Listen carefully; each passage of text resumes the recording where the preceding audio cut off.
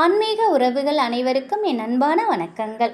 இன்னைக்கு நம்ம பார்க்க போகிற பதிவு வைகாசி விசாகம் அன்று இந்த ஒரு வார்த்தை சொல்லி பாருங்க, கட்டுக்கட்டாக பணம் சேரும்.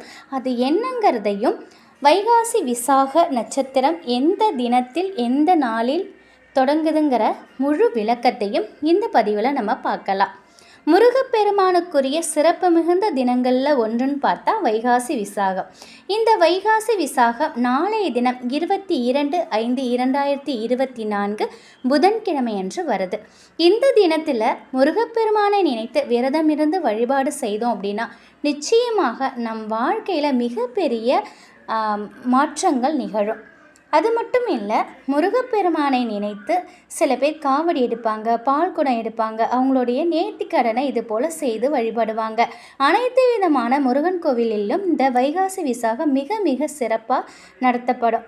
அப்படிப்பட்ட வைகாசி விசாகம் அன்று நம்ம முருகப்பெருமானை ஆலயத்திற்கு போய் வழிபடணும் அப்படின்னு இல்லை.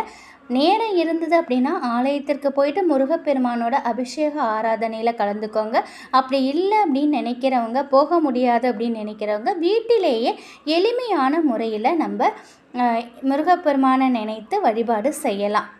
அது மாதிரி செய்து அவருடைய பரிபூர்ண அருளை நம்ம பெறலாம்.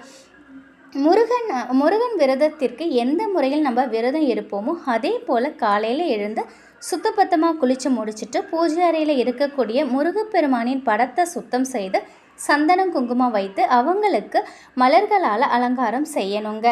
செவ்வரளிப்பூ அவருக்கு பிடித்தமான ஒன்று. செவ்வரளிப்பூ கிடைத்தால் அதையுமே நீங்கள் சூட்டலாம். அதுக்கப்புறம் நெய் தீபம் ஒன்று ஏற்றி வைத்து உங்களுடைய விரதத்தை தொடங்குங்க. நாள் முழுவதும் உபவாசம் இருக்க முடியும் நினைக்கிறவங்க இருக்கலாம். அப்படி இல்லாதவங்க எளிமையான உணவுகளை உட்கொண்டு ஒரு வேளை மட்டுமாவது விரதம் இருந்து இந்த வழிபாட்டை செய்யலாம். மாலை நேரத்தில் வீட்டு பூஜை அறையில் இருக்கக்கூடிய முருகனின் விக்கிரகத்திற்கோ அல்லது வேலிற்கோ உங்களால் முடிந்த அபிஷேக பொருட்களை வைத்து அபிஷேகம் செய்யுங்க. முருகப்பெருமானுக்கு மிகவும் பிடித்தமான கந்தரப்பத்தை நெய்வேத்தியமாக வைத்து படைக்கலாம். கந்தரப்பத்தை நெய்வேத்தியமாக வைக்க இயலாதவங்க சர்க்கரை பொங்கல் அல்லது பாசிப்பயிறு பாயசம் இது ஏதாவது ஒன்று செய்து படைங்க. இது எதுவுமே செய்ய முடியாதுன்னு நினைக்கிறவங்க பாலில் ஏலக்காயும் கொஞ்சம் நாட்டு சர்க்கரையும் கலந்து முருகப்பெருமானுக்கு நெய்வேத்தியம் வைங்க. முருகப்பெருமானுக்கு 6 நெய் தீபங்களை ஏற்றி வைத்து முருகப்பெருமானுக்குரிய பாடல்களான கந்தசஷ்டி கவசம், கந்தகுரு கவசம், கந்தர் அனுபூதி, வேல்மாறல், முருகனின் 108 போற்றிகள் சொல்லலாம். இது எல்லாத்தையுமே சொல்லி முடித்ததுக்கு அப்புறம் நாளைய தினம் சொல்ல வேண்டிய மந்திரத்தை இப்போ பார்க்கலாம். 108 முறை சொல்லணுங்க. இதில் எண்ணிக்கை தான் ரொம்ப ரொம்ப ரொம்ப முக்கியம்.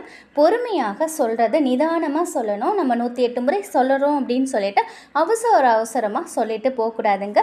இதில் ரொம்ப ரொம்ப பொறுமை முக்கியம். இப்போ 108 எண்ணிக்கைக்கு நீங்கள் வெல்லம், கொண்டக்கடலை இல்லை உடச்சக்கல்லை, அப்படி இல்லைனாக்கா டைமண்ட் கல்கண்டு, அப்படி உங்ககிட்ட ஏதாவது ஜபமாலை இருந்தாலும் நீங்கள் யூஸ் பண்ணிக்கலாம். ஏன்னா இதில் எண்ணிக்கை தான் மிக மிக மிக முக்கியம்.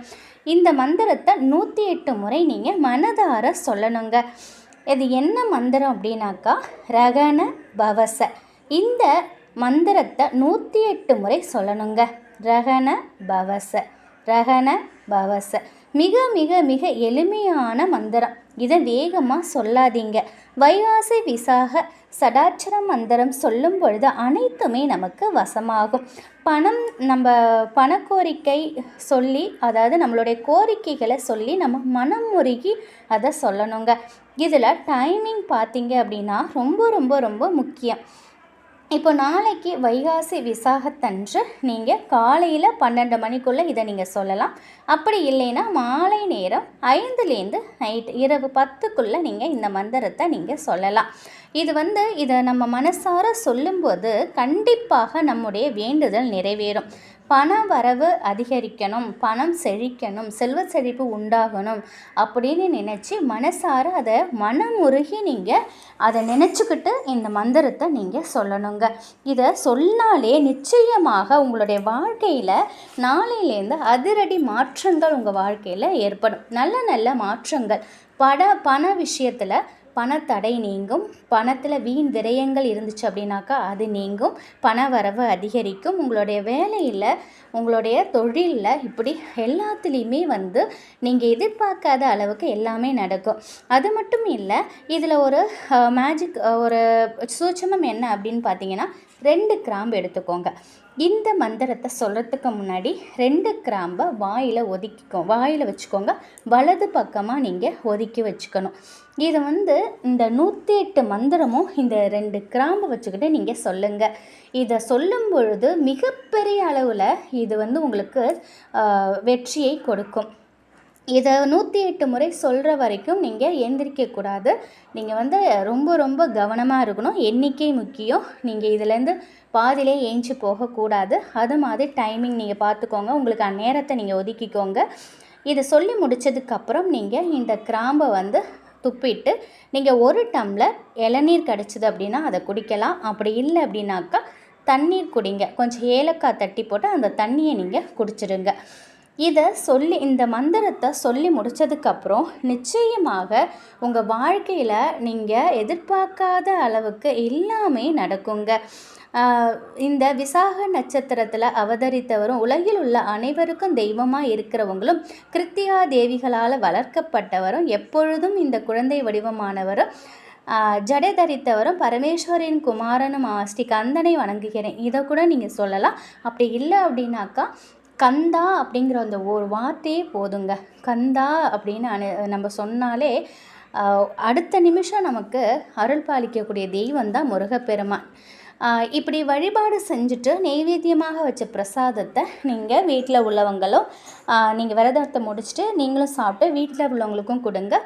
பக்கத்து வீட்லேயும் நீங்கள் கொடுக்கலாங்க.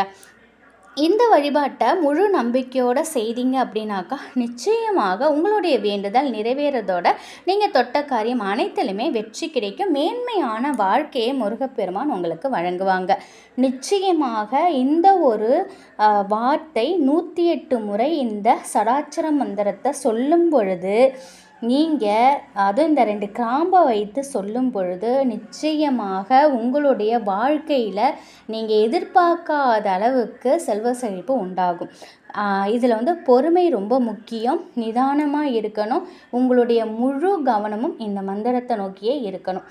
வேறு எந்த சிந்தனையும் இருக்கக்கூடாது. இது போல் நீங்கள் செய்து பாருங்கள். நிச்சயமாக உங்கள் வாழ்க்கையிலும் கட்டுக்கட்டாக பணம் சேரும். பண வரவில் அதிரடி மாற்றங்கள் ஏற்படும். இந்த ஒரு தகவல் கண்டிப்பாக உங்களுக்கு பயனுள்ளதாக இருக்கும் அப்படின்னு நம்புகிறேன். முருகப்பெருமானின் அருளால் எப்பொழுதும் உங்கள் வீட்டில் செல்வ செழிப்பும் ஆரோக்கியமும் மகிழ்ச்சியும் நிலைத்திருக்கட்டும். நன்றி.